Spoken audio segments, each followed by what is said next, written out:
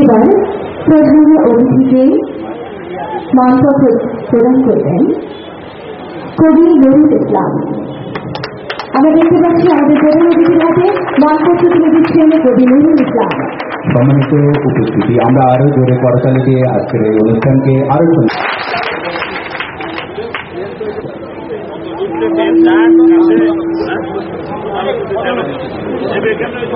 এরপরে প্রধান অতিথিকে ফুলের তোড়া দিয়ে শুভেচ্ছা দিচ্ছেন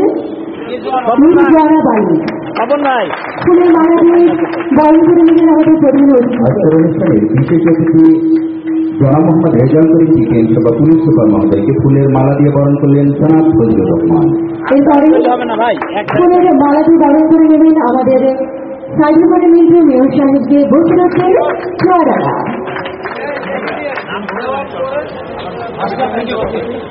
বসিরতের চুয়াডাঙ্গা। এরপরে ফুলের মালা দিয়ে বরণ করে নেবেন বাবু জীবন কুমার। বরণ করে নিচ্ছেন আব্দুল গফুর মোল্লা।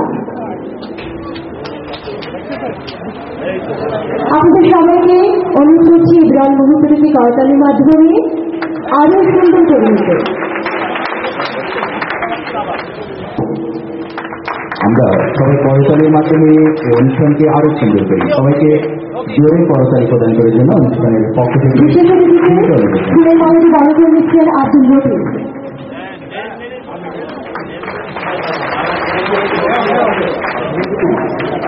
আমরা দেখতে পাচ্ছি আমাদের অতিথিকে বারংবার আমরা বরণ করে নিচ্ছি।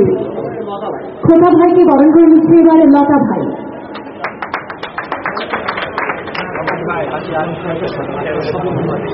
জীবন কুমারকে আবার বরণ করে নিচ্ছেন ডক্টর স্বপন কুমার। এরপরে আসছে শুভেচ্ছা বক্তৃতা।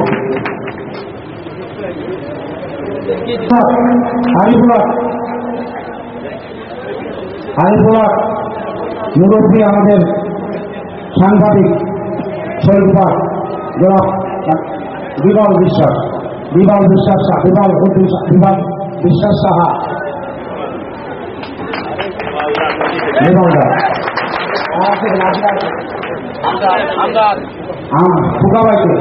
টোকাবাইকে মানপত্র হচ্ছে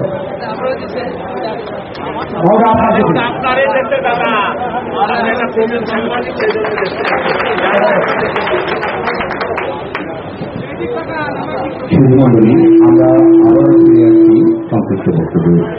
এরপরে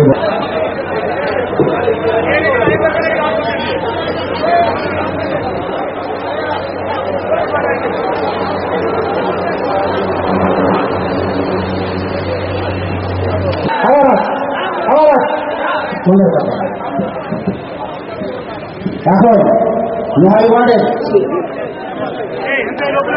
ভালসর্গি রামদাস সড়ক বই খাতা আঁকড়ে সড়ক আগে ভাই দেশ গড়ি ভালসর্গি জমা করি। সম্মানিত উপস্থিতি, আমরা দেখতে পাচ্ছি ভালসর্গি জমা দেওয়ার জন্য 9 নম্বর চৌহাটি ইউনিয়নের বিভিন্ন ওয়ার্ডের মেম্বার সদস্যরা ঢালসর্গি হাতে নিয়ে আজকের অনুষ্ঠানের প্রধান অতিথি এবং বিশেষ অতিথি মহোদয়দের মাঝে তারা ঢালসর্গি তুলে দিচ্ছেন।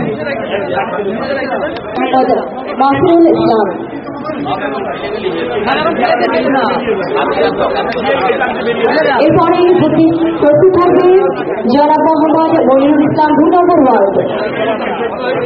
আসুন ঢালসর্গি ত্যাগ করি, বই করে জীবন দিই, সন্ত্রাসমুক্ত এলাকা রেডি, সঠিক পথকে আনন্দ। ঢালসর্গি আনয় এলাকা হবে শান্তিময়। অর্থশাস্ত্র জমা। এরপরে রয়েছে 2 নম্বর ওয়ার্ডের পক্ষ থেকে মোহাম্মদ মনিরুল ইসলাম মেম্বার। আমরা দেখতে পাচ্ছি সবাই একে একে তাদের ঢালসর্গি রামদা সবকিছু জমা দিয়ে নিজেদেরকে সুস্থ করছেন। সম্মানিত উপস্থিতি, আমরা এই জমাদানের অনুষ্ঠানকে আরো সুন্দর করার জন্য সবাইকে জমা দেওয়ার সময় জোরে সবাই তাদেরকে অনুষ্ঠানকে সুন্দর করার জন্য প্রতিটা ইউনিয়নের মেম্বারকে আগে থাকার জন্য অনুরোধ করছি। সকালে সামনে থাকার জন্য একটু হাতে জমা দেবে এবং অন্যরা নিচে জমা দেবে। পরপর সমস্ত মেম্বারদের প্রস্তুতি থাকার জন্য আমরা অনুষ্ঠানের পক্ষ থেকে জিনিস অনুরোধ জানাচ্ছি। সমস্ত মেম্বাররা পরপর প্রস্তুত থাকার জন্য অনুষ্ঠানের পক্ষ থেকে। 3 নম্বর ওয়ার্ডের মোহাম্মদ ওসমান আলী। আমরা সিরিয়ালে যাচ্ছি। এরপরে মোহাম্মদ ওসমান আলী। আপনারা সবাই সিরিয়ালে আসুন। বাবু সবজ কুমার 4 নম্বর ওয়ার্ড। প্রস্তুত থাকবে বই খাতার দুর্গ। ঢাল শরীরটি রামদা ছাড়ো বই খাতা আঁকড়ে ধরো। এরপরে থাকবে 6 নম্বর ওয়ার্ডে আয়ুব আলী, মোহাম্মদ আয়ুব আলী। 5 নম্বর ওয়ার্ড মোহাম্মদ মাহফুজুল ইসলাম। এরপরে 6 নম্বর ওয়ার্ড মোহাম্মদ আয়ুব আলী। শুধুমাত্র যারা মেম্বার সদস্য আছেন তারা আজকের অনুষ্ঠানের প্রধান অতিথি অথবা বিশেষ অতিথি মহোদয়ের হাতে আপনারা অস্ত্র জমা দিবেন। বাকি লোক সবাই নিচে জমা দেওয়ার জন্য অনুষ্ঠানের পক্ষ থেকে বিনীত অনুরোধ জানাচ্ছি। 7 নম্বর ওয়ার্ডের পক্ষ থেকে মেম্বার মোহাম্মদ আলী আজম। মোহাম্মদ আলী আজম 7 নম্বর ওয়ার্ড। আমরা দেখতে পাচ্ছি আমাদের এরপরে 7 নম্বর ওয়ার্ড মোহাম্মদ জাহাঙ্গীর আলম। 8 নম্বর ওয়ার্ডের মেম্বার মোহাম্মদ জাহাঙ্গীর আলম। পরপর প্রস্তুত থাকার জন্য বিনীত অনুরোধ জানাচ্ছি জনাব মোহাম্মদ হাসান আলীকে। এর পরপরই প্রস্তুত থাকবেন জনাব মোহাম্মদ হাসান আলী 9 নম্বর ওয়ার্ড। মেম্বার আই হবে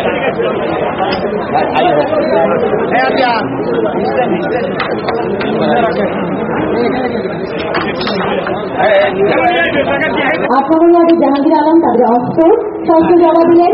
আমরা দেখতে পাচ্ছি সবাই খুব আন্দোলনভাবে তাদের সকল অস্ত্র জমা দিচ্ছেন। আসলে এটি একটি মহতী উদ্যোগ এবং অবিস্মরণীয় ঘটনা। এই ঢাল শক্তি জমা দেওয়ার জন্য মঞ্চ থেকে এগিয়ে আসছেন 9 নম্বর ওয়ার্ডের মেম্বার অসামাজিকতা স্বাস্থ্য মারামারি হানাহানি থেকে রক্ষা পাওয়া যায়। এই জন্য প্রয়োজন প্রতিটা মানুষকে জেগে উঠে সচেতন হওয়া। আমাদের আমরা বিভিন্ন দেশীয় অস্ত্রশস্ত্র জমা দিয়ে আমাদের সমাজকে সন্ত্রাস মুক্ত করব। সকল মেম্বারগণ তাদের অস্ত্রশস্ত্র জমা দিয়ে আমরা দেখতে পাচ্ছি সামনে আমাদের আসলে এভাবে যদি আমরা আমাদের ভেতর থেকে সব জমা করা শেষ হয়ে গেল আমরা জানি। আর এখানে আর কোনো ধরনের হিংসা বিদ্বেষ আর কোনো কিছু থাকবে না। অতীতের সব জ্ঞানী ধুয়ে মুছে আমরা নিঃশেষ হয়ে একেবারে নতুন ভাবে প্রধান অতিথি জেনেদার অলঙ্কার আমাদের এলাকার নয়নমণি শেখ হাসিনার আপনজন মাননীয় সংসদ সদস্য সংসদীয় স্থায়ী কমিটির সদস্য জনাব শফিকুল ইসলাম। আজকের ওই সভায় প্রধান অতিথির আসন অলঙ্কৃত বিশেষ অতিথির আসন অলঙ্কৃত করছেন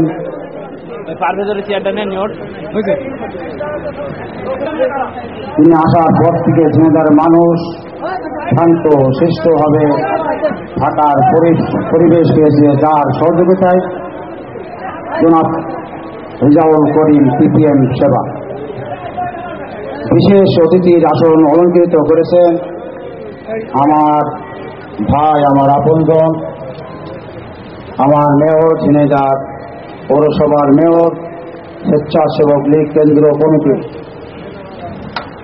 যুগ্ম সাধারণ সম্পাদক জনাব সাইদুল করিম মিন্টু, মঞ্চে উপবিষ্ট আমার ছোট ভাই বর্তমান কমিটির প্রচার সম্পাদক, ক্রীড়া সংস্থার ক্রীড়া সংগঠক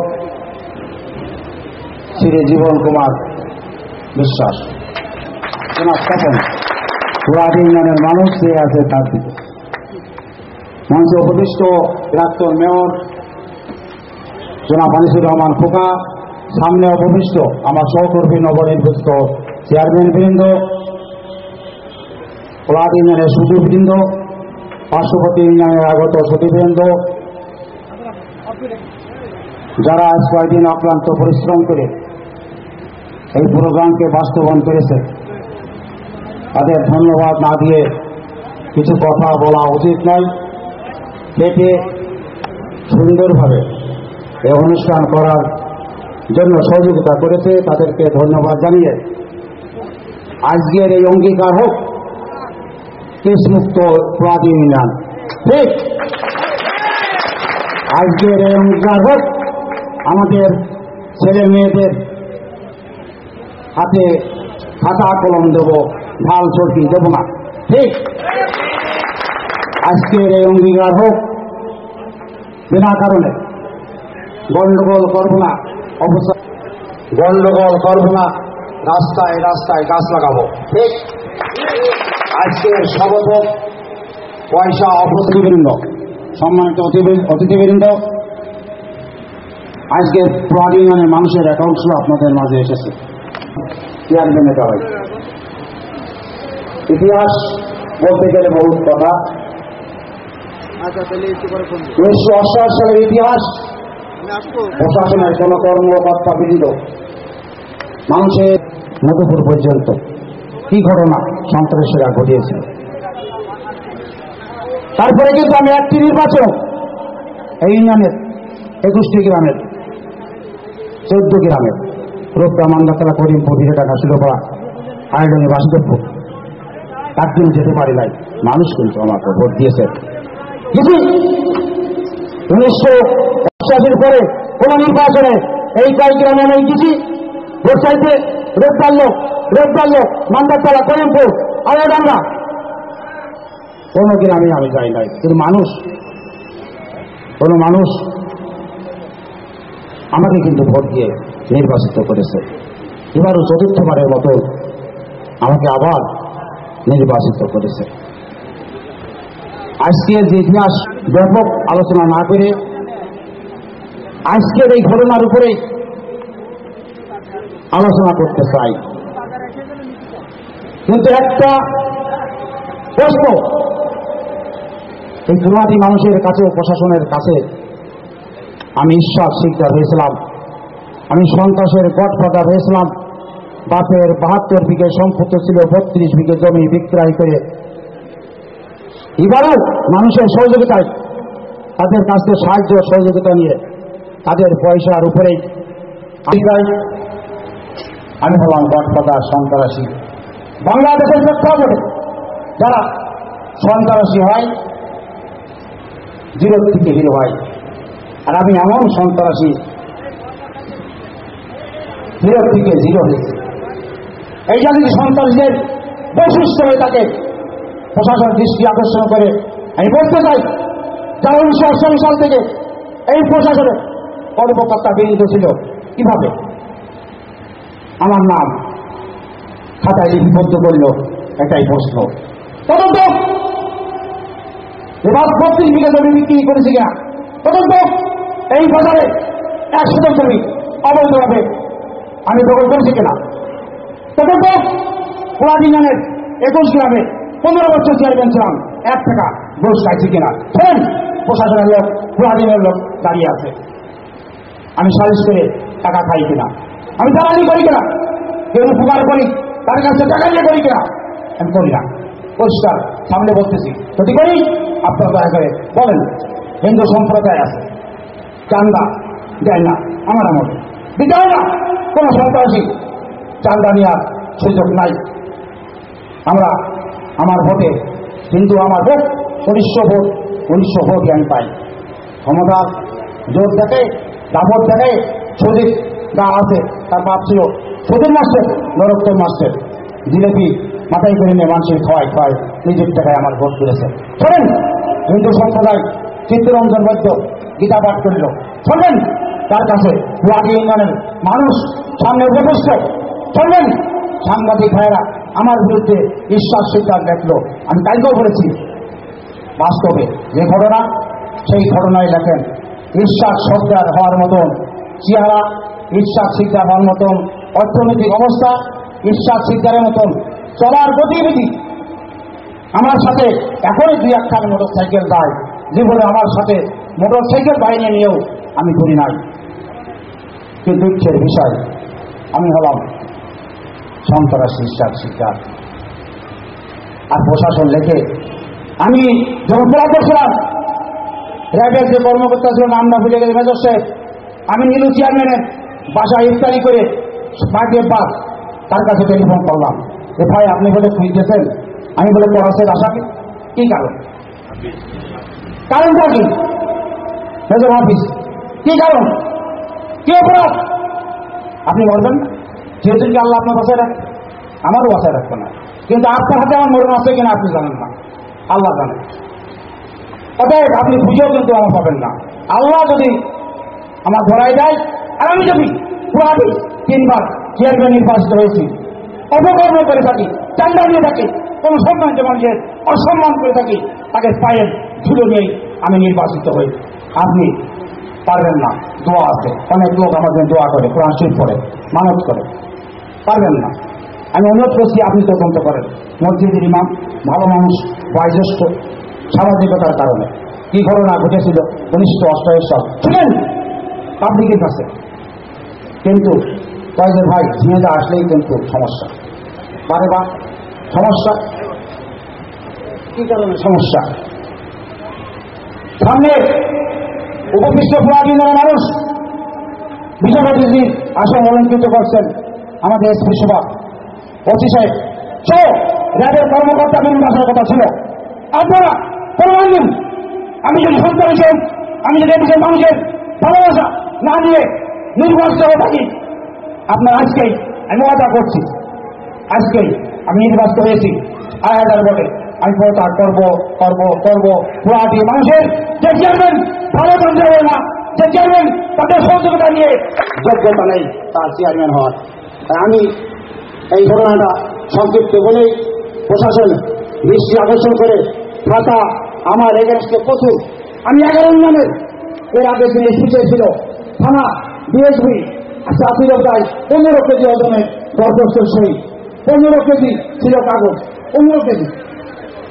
কেউ তদন্ত করে নাই, কেউ তদন্ত করে নাই, আমাকে বলা গেছে সন্ত্রাসী। দুঃখের বিষয় পুরাজনের মানুষ সামনে বসে হচ্ছে। তাই আমাদের মনে শপথ ঢাল সরকি প্রচুর জমা হয় নাই। শোনেন, আমি বলেছিলাম যে আমি পুরাটি মানুষকে ভালোবাসি। আমি চেয়ারম্যান 1988 সালে চেয়ারম্যান হওয়ার পর 7 দিন পরে মরু আবল আমার তল মেরে দিচ্ছে। তখন আমার বয়স ছিল হয়তো 32-33 বছর।